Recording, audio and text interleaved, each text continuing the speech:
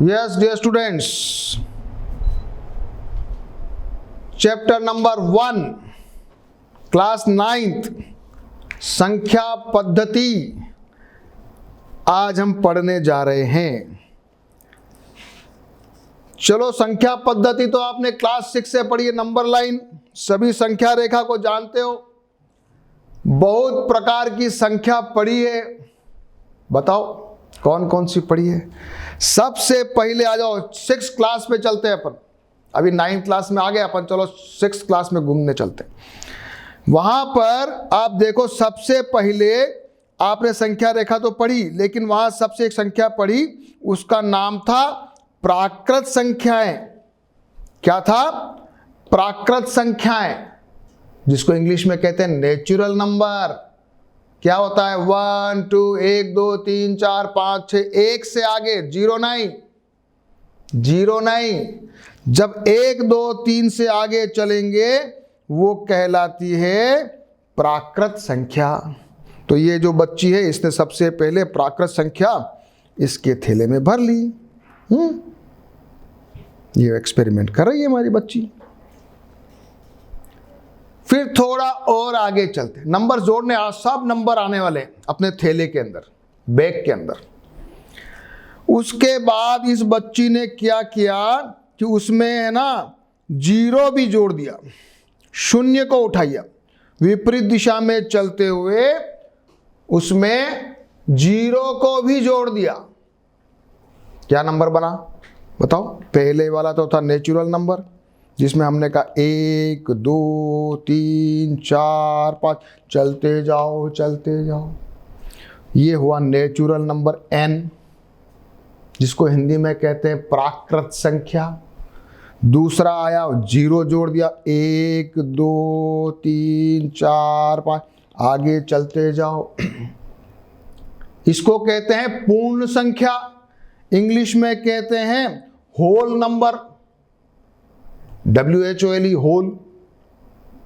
तो दूसरा आया, ये दूसरा होल नंबर भी पढ़ लिया।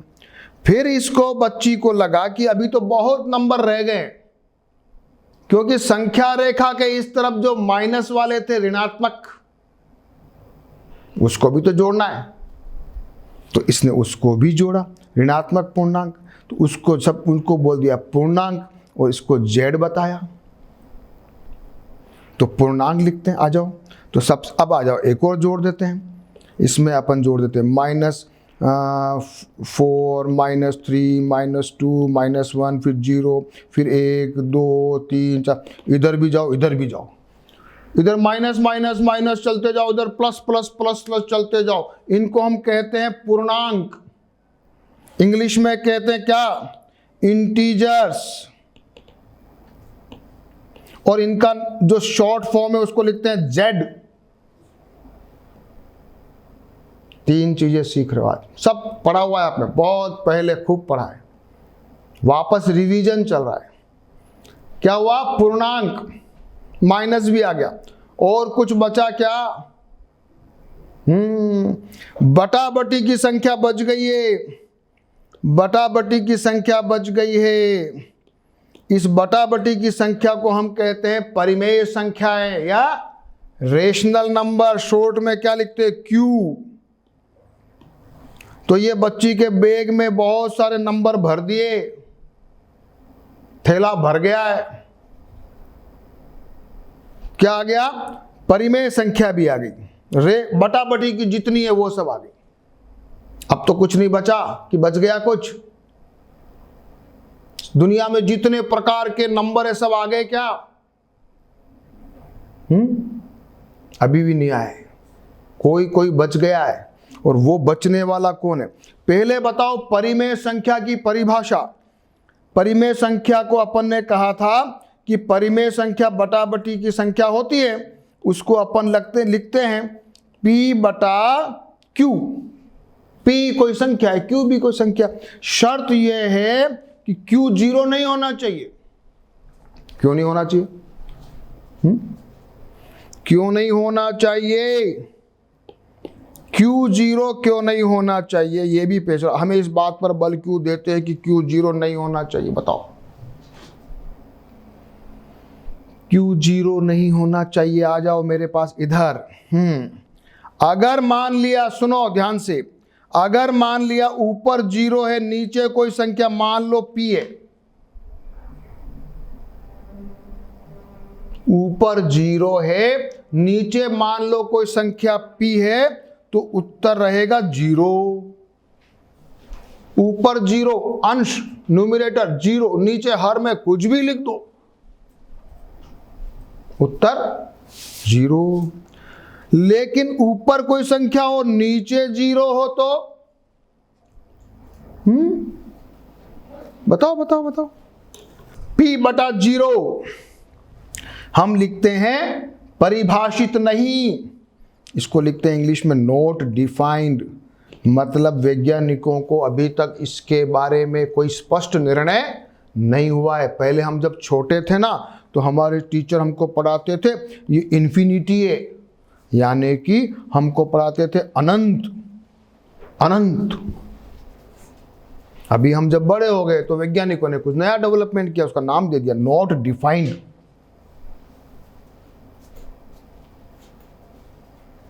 तो जीरो नहीं होना चाहिए, नीचे जीरो होगा तो नॉट डिफाइंड।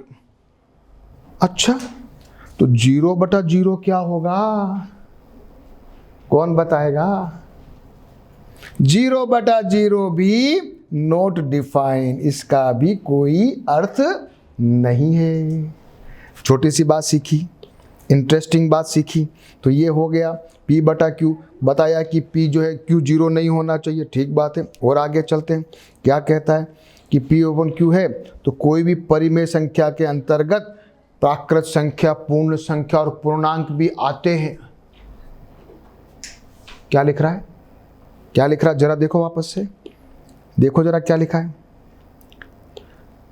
लिख रहा है कि सभी संख्याएं P बटा Q में लिख सकते हो, परिमेय संख्या के अंतर्गत प्राकृत संख्या, पूर्ण संख्या और पूर्णांक सभी आते हैं। अच्छा, सही है क्या? ये जो लिख रहा है सही लिख रहा है क्या? मुझे तो डाउट लग रहा है। ये कह रहा है -25, ये है तो पूर्णांक, इंटीजर है, लेकिन क्या ये बटा बटी की संख्या है क्या? फ्रैक्शन है क्या? भिन्न है क्या? परिमेय संख्या है क्या? हाँ है, क्योंकि मैं 25/1 तो लिख ही सकता हूं। नीचे 1 आ जाएगा तो क्या बन जाएगा? भिन्न। तो सबके नीचे 1 तो लिख ही सकता हूं, इसलिए सारी संख्याएं मेरी परिमेय संख्याएं हैं। ठीक है?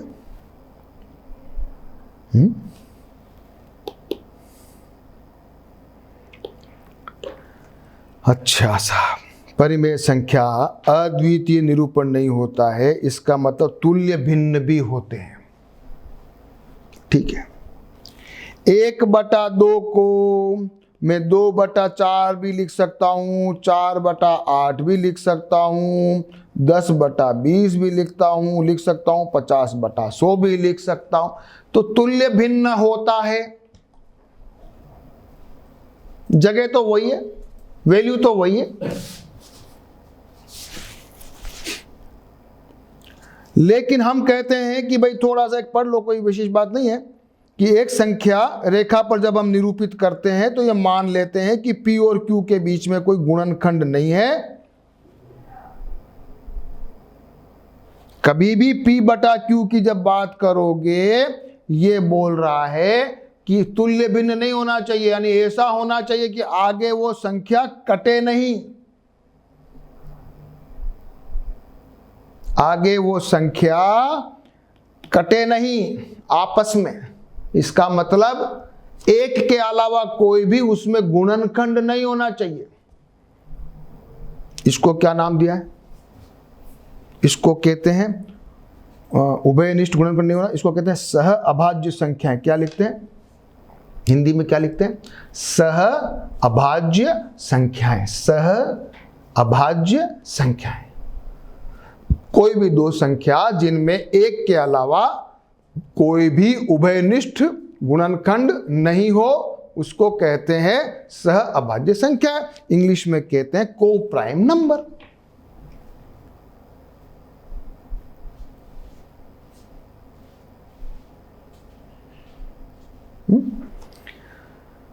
और ये कह रहा है कि भाई वो हो तो उसका जो है वो अद्वितीय स्थान है, यूनिक पोजीशन है, फिक्स जगह है। उदाहरण नंबर 1 आ जाओ, सवाल करेंगे तो मजा आएगा। उदाहरण, नीचे दिए गए कथन सत्य है या असत्य? प्रत्येक पूर्ण संख्या एक प्राकृत संख्या होती है। सभी प्राकृत सभी पूर्ण संख्या, सॉरी गलत है, असत्य है, ये असत्य है।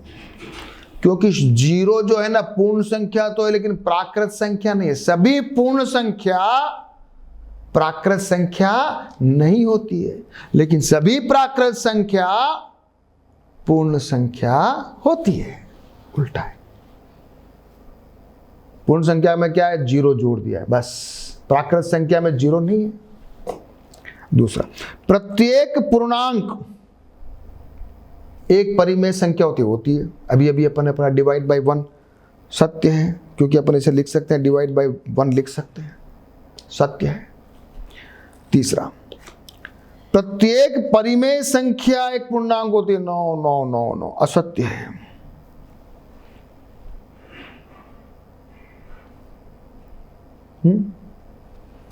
चलो आगे पढ़ते हैं, आ जाओ। उदाहरण नंबर 2, 1 और 2 के बीच में 5 परिमेय संख्या लिखो। 5 होती कि ज्यादा होती है? किसी भी 2 संख्या के बीच में कितनी परिमेय संख्या हो सकती है बताओ? मैं कहूंगा अपरिमित, इनफाइनाइट, अनंत। लिखते चले जाओ, इतनी संख्या होती है। अच्छा, किसी भी 2 संख्या के बीच में इतनी संख्या होती है, अभी अपन पढ़ेंगे। ठीक है, अभी अपन को निकालना है इन 2 संख्या के बीच में 5 संख्या निकालनी है। कैसे निकालोगे? कैसे निकालोगे बताओ? लगाओ दिमाग, लगाओ दिमाग। पहला दिमाग तो मैंने लगाया कि आ गया। मैं क्या करूं? 1 और 2 को जोड़ दूं, फिर 2 का भाग लगा दूं, ये 3/2 आ गया, बीच में है ना। और 3/2 और 1 के बीच में भी करूं तो 1 और 3/2 को जोड़ के वापस 2 का भाग लगा दूं। देखो मैंने लगाया, देखो सब बच्चे देख लो, ये आ गया मेरा 5/4। फिर 5/4 और 1 के बीच में वापस करूं,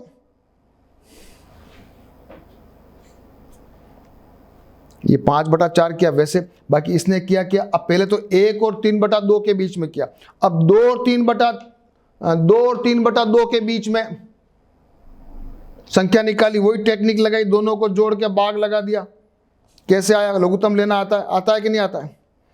2 का लघुत्तम लिया, 4 + 3, नीचे 2 है ही, तो ये बन जाएगा 7/4।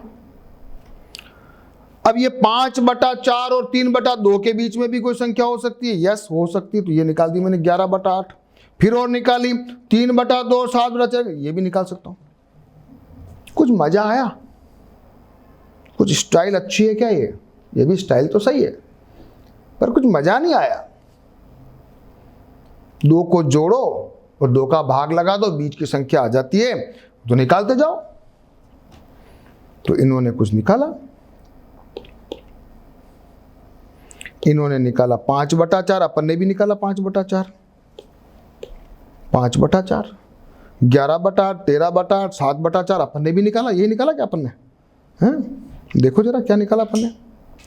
अपन ने भी निकाला 5/4, 7/4, 11/8, फिर 13/8, अपन ने भी निकाल लिया। ये तो हमें भी आता है। लेकिन मैं कुछ एक नई टेक्निक लगाता हूं, इजी टेक्निक। हल क्रमांक 2, वो सरल तरीका निकालते हैं। सरल तरीका क्या निकालेंगे? मान लिया ये एक संख्या रेखा है और यहां पर मैंने मान लिया इसको रखा 1, यहां पर मान लिया 2, 1 को मैं लिख दो, मान लिया कितनी संख्या मांग रहा है, 6 संख्या मांग रहा, मान लिया 1 को मैं लिख देता हूं 6/6 लिख सकता हूं, 2 को लिख सकता हूं 12/6 लिख सकता हूं। अब बीच की संख्या निकाल दो, 7/6, 8/6, 9/6, 10/6, 11/6। बहुत इजी है। अभी बहुत सारे क्वेश्चन करेंगे अपन बीच की संख्या निकालने वाले। तो ये मेरा दूसरा तरीका भी आ गया, ये मेरा दूसरा तरीका भी आ गया। 1 को मैंने लिखा 6/6, 2 को लिखा 12/6। ऐसे मैं बहुत सारे क्वेश्चन अभी करूंगा।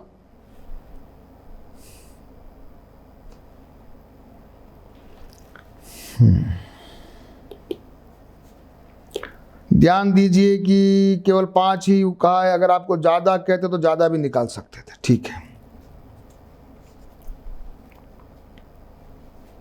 आ जाओ आ जाओ।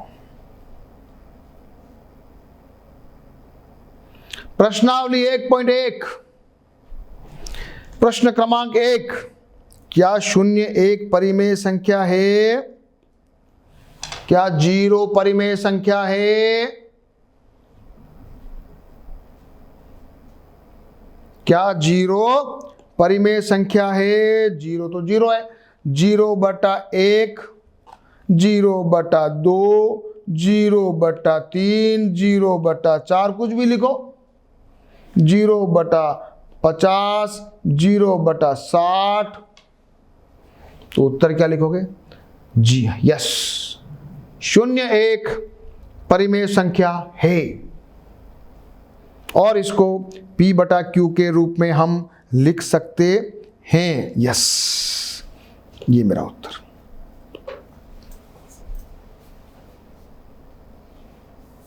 क्वेश्चन नंबर 1 का आंसर आ गया। क्वेश्चन नंबर 2 करो। 3 और 4 के बीच में 6 परिमेय संख्या निकालिए। अब आया कुछ मजा। 3 और 4 के बीच में 6 परिमेय संख्या निकालनी है। 6 निकालनी है।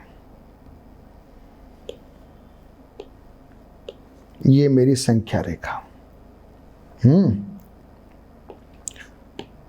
ये मेरा 3 और ये मेरा 4। निकालने के लिए 6 7 भागों में बांट देते हैं। 7 भागों में बांटेंगे तो क्या लिखेंगे इसको? 3 को क्या लिखेंगे बताओ?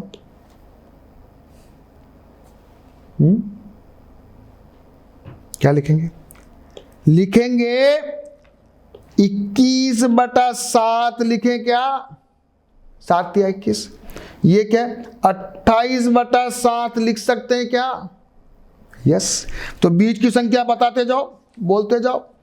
22/7, 23/7, 24/7, 25/7, 26/7 और 27/7।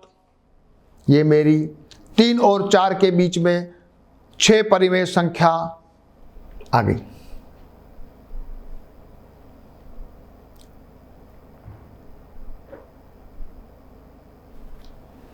कुछ मजा आया?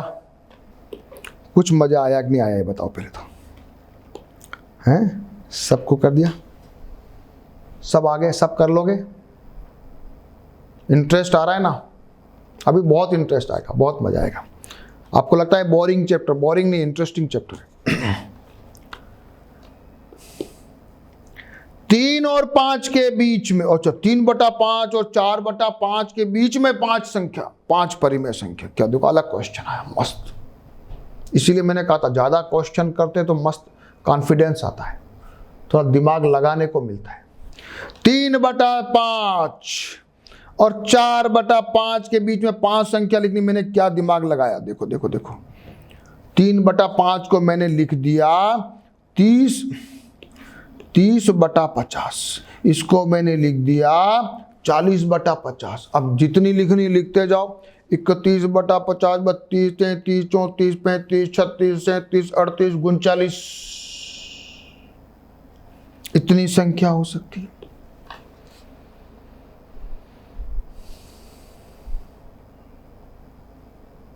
कितनी भी निकाल सकते हो आप, जो कहो वो निकाल दें, बीच की संख्या। ठीक है, चलो आगे। चलिए सत्य और असत्य चेक करते हैं, ट्रू और फॉल्स। प्रत्येक प्राकृत संख्या एक पूर्ण संख्या होती है। यस, पूर्ण संख्या प्राकृत संख्या नहीं होती है प्रत्येक, लेकिन प्राकृत संख्या पूर्ण संख्या होती है। यस, प्रत्येक पूर्णांक एक पूर्ण संख्या होती है। नो, पूर्णांक नेगेटिव भी होते हैं, ऋणात्मक भी होते हैं, और पूर्ण संख्या ऋणात्मक नहीं होती है, इसलिए नो। प्रत्येक परिमेय संख्या एक पूर्ण संख्या होती है। नो,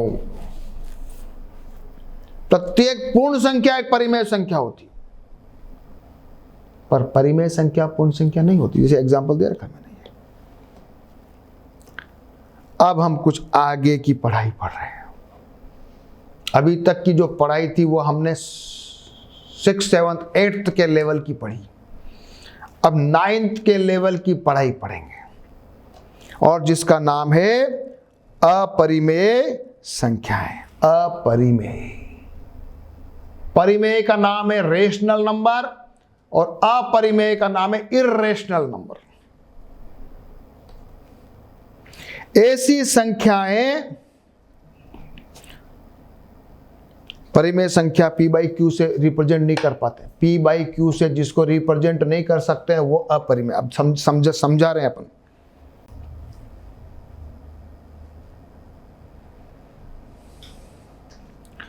कोई गणितज्ञ नाम से लो, पाइथागोरस, इसने अपरिमेय संख्या के बारे में सबसे पहले बताया था। और √2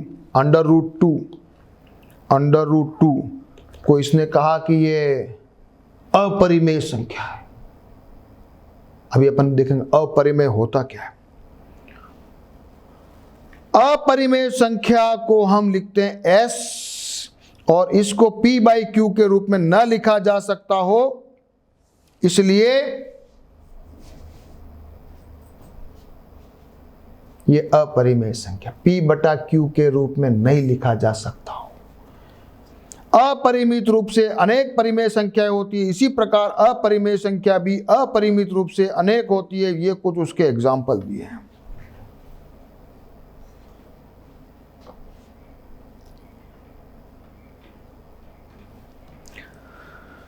यहां √2 का प्रयोग किया है। √2 में भी धनात्मक वर्गमूल होता है, ऋणात्मक का नहीं होता है।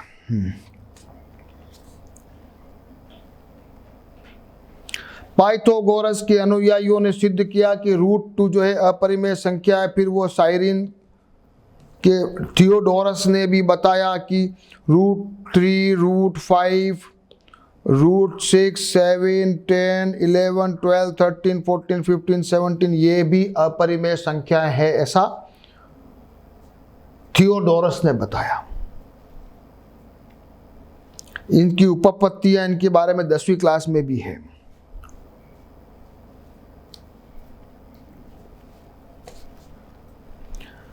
आइए हम विचार कर रहे हैं कि भाई पिछले बार में जो हमारे बैग के अंदर वो थोड़ा जगह रह गई थी, सभी अपरिमेय संख्या भी अगर भर दें, सभी अपरिमेय संख्या भी यदि उस बैग में भर दें, थैले में भर दें, तो दुनिया में जितनी संख्या है सब उस थैले में आ जाती है, कुछ भी नहीं बचेगा। बस अगर आपने अपरिमेय संख्या को भी भर दिया, इर्रेशनल नंबर को, तो बचेगा कुछ भी नहीं। और उसका नाम दिया है, क्या नाम दिया है? उसका नाम दिया है, लिखो सब बच्चे, वास्तविक संख्या या रियल नंबर, और उसको रिप्रेजेंट करते हैं आर से। आर रियल नंबर, वास्तविक संख्या है। तो वास्तविक संख्या या तो परिमेय या अपरिमेय संख्या हो सकती है।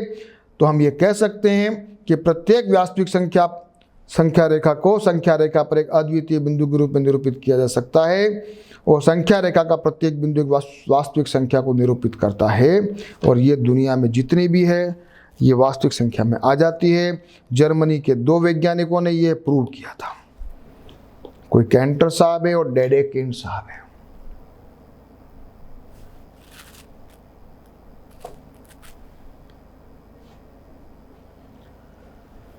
उदाहरण नंबर 3,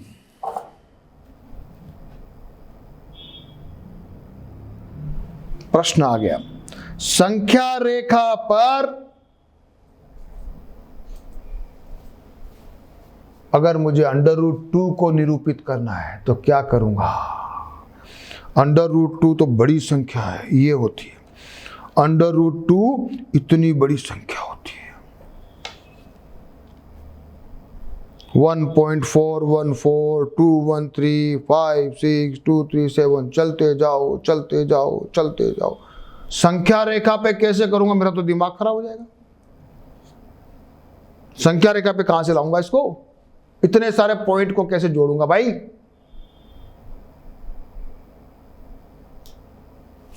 संख्या रेखा पर मेरे को √2 लगाना है। कुछ दिमाग लगाते हैं, अभी दिमाग लगाते हैं। हर चीज का अपन भी बड़े, उन वैज्ञानिकों ने अपने को सिखाया है, तो अपने में भी से भी तो कोई आगे बढ़ेगा ना। बहुत सारे होशियार बच्चे और कुछ नया रिसर्च करेंगे। √2 की बात हो रही है। इन्होंने क्या किया, पाइथागोरस ने हमको बताया था कि अगर कोई समकोण त्रिभुज हो और उसका आधार भी 1 हो, लंब भी 1 हो, तो हमारे पास फॉर्मूला था, क्या था, हमारे पास फॉर्मूला था, ये मान लिया 1 है, ये भी मान लिया 1 है, और ये मान लिया x है। तो हमको बताया गया था पाइथागोरस थ्योरम के हिसाब से कि कर्ण स्क्वायर इज इक्वल टू लंब स्क्वायर प्लस आधार स्क्वायर। तो ये हो गया 1 + 1 यानी कि 2, तो x स्क्वायर बराबर 2, यानी कि x बराबर √2। Pythagoras theorem. यहां पर मैंने क्या किया कि ये √2 ये मेरे इस संख्या रेखा में आया, संख्या रेखा में आया, और फिर मैंने क्या किया, ये √2 से रेखा है ये, और इसको मैंने यहाँ 0 पे प्रकार रख के और ये चाप काटा। जहां पर चाप कटेगा संख्या रेखा पर वो मेरा बिंदु है √2। समझ लो, वापस से पढ़ लो। मात्रक किया, ये 1 + 1 आ गया, √2 निरूपित करते हैं, फिर अपन शीर्ष 0 के साथ संपत्ति करते हैं। फिर हमने क्या किया, अब हमने देखा OB बराबर √2, प्रकार की सहायता 0 को केंद्र मान के चाप खींचा, वो संख्या रेखा पर √2 पे काटता है। संख्या रेखा पर √2 लगाने की विधि आ गई।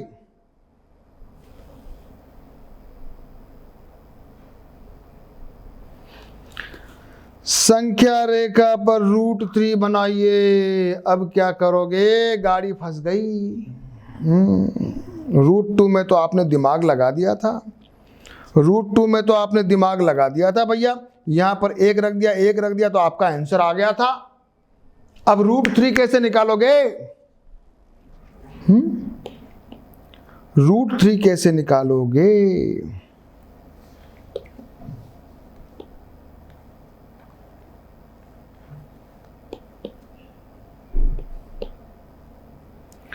√3 के लिए मैंने एक और दिमाग लगाया। यहां पर मान लिया आधार 1 है और लंब मान लिया √2 है, तो कराओ formula, x square is equal to 1 square plus √2 का स्क्वायर। तो ये हो जाएगा 1 का square plus 2 is equal to 1 + 2 is equal to 3। तो मेरा x स्क्वायर बराबर 3, तो x बराबर हो गया √3, यानी कि यहां x बराबर हो रहा है √3। ठीक है ठीक है ठीक है ठीक है, फिर तो मुझे आ गया। यहां मैंने एक लाइन जो √2 की थी, इसी के ऊपर एक लाइन वापस खींची 1 की, समकोण त्रिभुज बनाया, ये वापस इसके ऊपर बनाया और इसको मिला दिया, और इसको फिर मैंने प्रकार पे रख के इसका चाप काटा, आ गया √3। अब आप √5 भी निकाल सकते हो, अभी निकालेंगे अपन, √5 भी निकालेंगे। और ये लिखा हुआ है इसी प्रकार n-1 का स्थान निर्धारण करने के लिए निधन हो जाने के बाद हम √n का भी स्थान निर्धारण कर सकते हैं।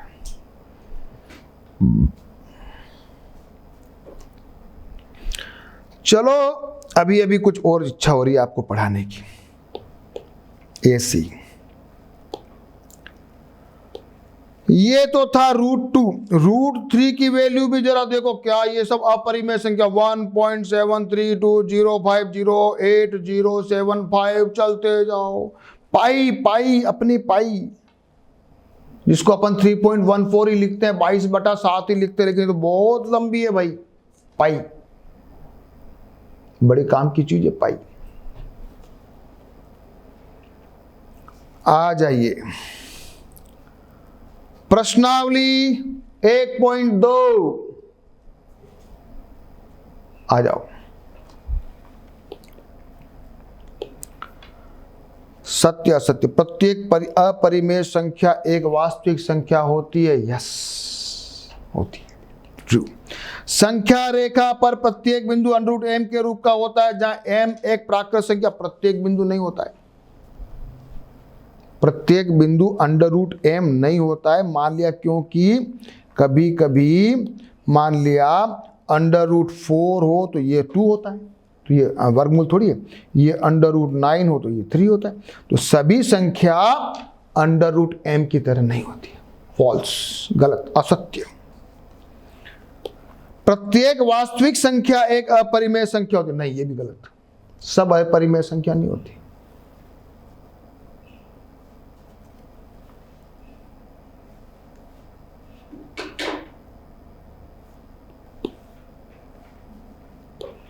क्वेश्चन नंबर 2, क्या सभी धनात्मक पूर्णांकों के वर्गमूल अपरिमेय होते हैं? यदि नहीं तो ऐसा किसी संख्या के वर्गमूल का उदाहरण दीजिए जो एक परिमेय संख्या है।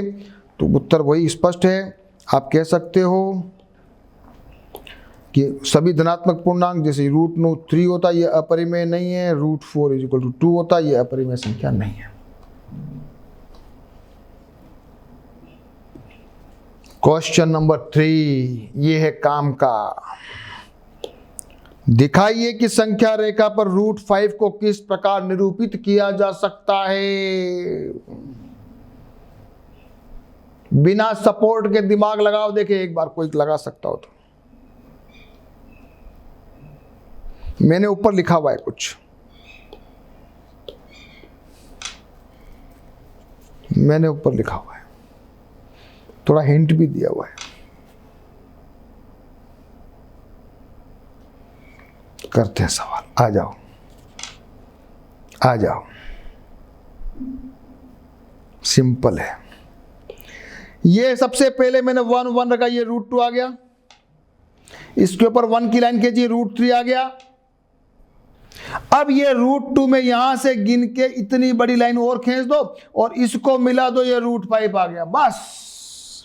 क्योंकि मेरा फार्मूला है क्या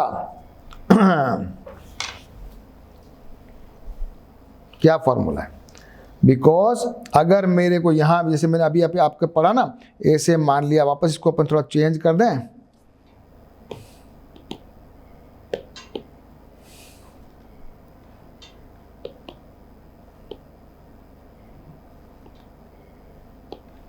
ये मान लेते हैं √2 है, ये मान लेते हैं √3 है, ये मान लेते हैं x है।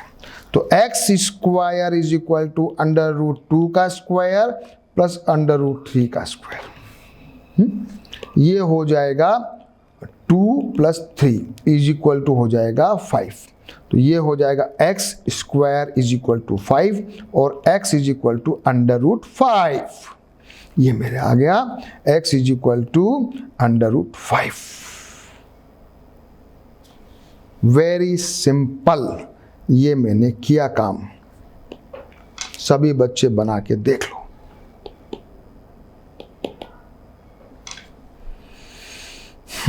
लिखना है तो भी लिख सकते हो। OB बराबर, पहले ये लिखोगे, फिर OC बराबर ये आ गया, फिर OD बराबर ये आ गया। ये देख लो।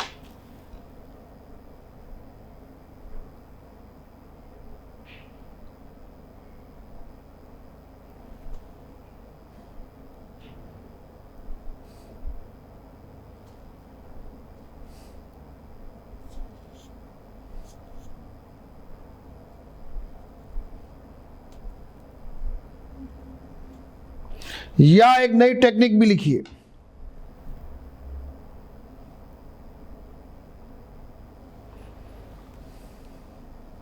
ऐसे भी कर सकते हो, पहले √3 के ऊपर 1 का लगाओ, फिर ये आ जाएगा 4, फिर 2 के साथ 1 का लगाओ। एक नई टेक्निक भी बता रहा है ये। और वो नई टेक्निक क्या है? ये टेक्निक तो आ गई, एक टेक्निक और है ये वाली। इसमें अपन ने ये O है, ये 2 पकड़ लिया, इसको 1 पकड़ लिया, तो ये भी √5 आ गया भैया। ये भी √5 आ गया। कुछ नहीं करना, प्रकार निशान लगाओ, ये आ गया। 1 मिनट में ये आंसर आ गया। This is √5। मजा आया कुछ? 2 तरीके बताए, वापस से देख लो शांति से। ये पहला तरीका, ये पहला तरीका। दूसरा तरीका क्या किया? 2 और 1 को सेट कर लिया, ये भी आ गया।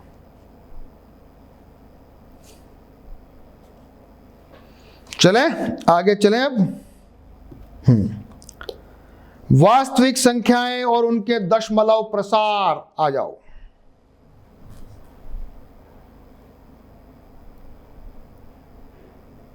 वास्तविक संख्याएं, उनके दशमलव प्रसार।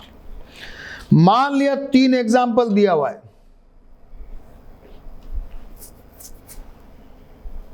एक तो है 10/3,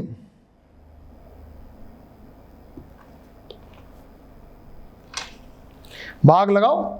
एक तो है 10/3, एक है 7/8 और एक है 1/7। भाग लगाओ। आज करो सब बच्चे, करो। 10/3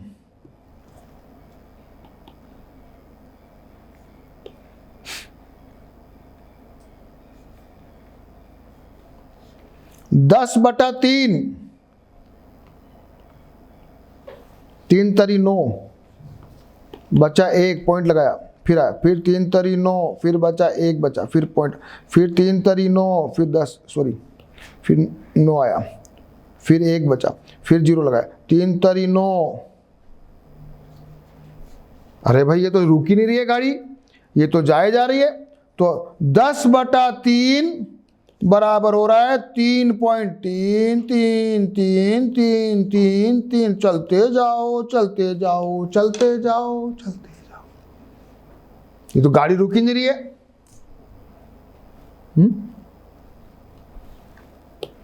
दूसरा वाला है 7/8। एक बार लगा दिया, 0.64 में गया, फिर आ गया 60, फिर 56 किया, यहाँ 0 आ गया, तो ये तो बराबर गाड़ी रुक गई। ये तो आ गया 0.875 पे गाड़ी रुक गई।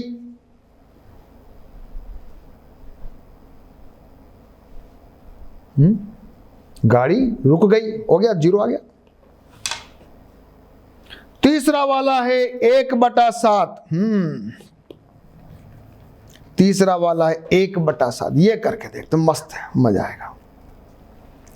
1 में भाग लगाओ 7 का,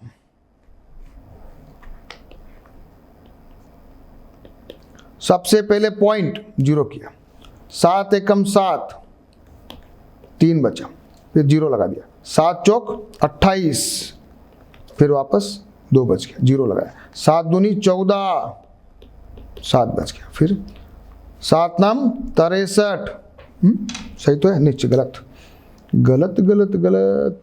6, 7 8 56, 4 बजा।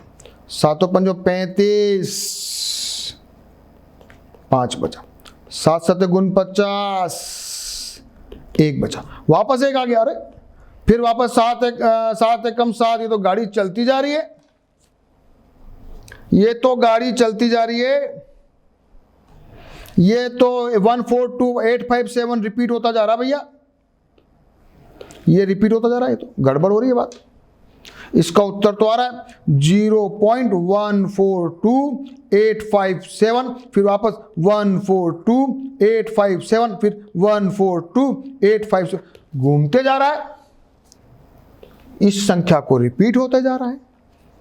यस, ये रिपीट हो रहा है, वापस 1 आ गया।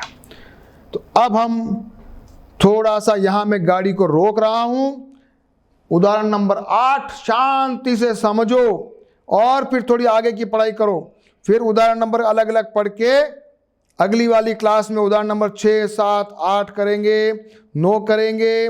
उसके बाद हम करेंगे 10 और प्रश्नावली 1.3 के सारे सवाल और उसके आगे की पढ़ाई करेंगे। आज मैं क्लास को यहीं रोक रहा हूं। बहुत इंटरेस्टिंग क्लास हुई। प्रश्नावली 2 हो गई, ये सब करो सॉल्व और आगे की पढ़ाई खुद से करके रखो। ठीक है बच्चों, फिर मिलेंगे नेक्स्ट क्लास में इस उदाहरण के साथ। ओके।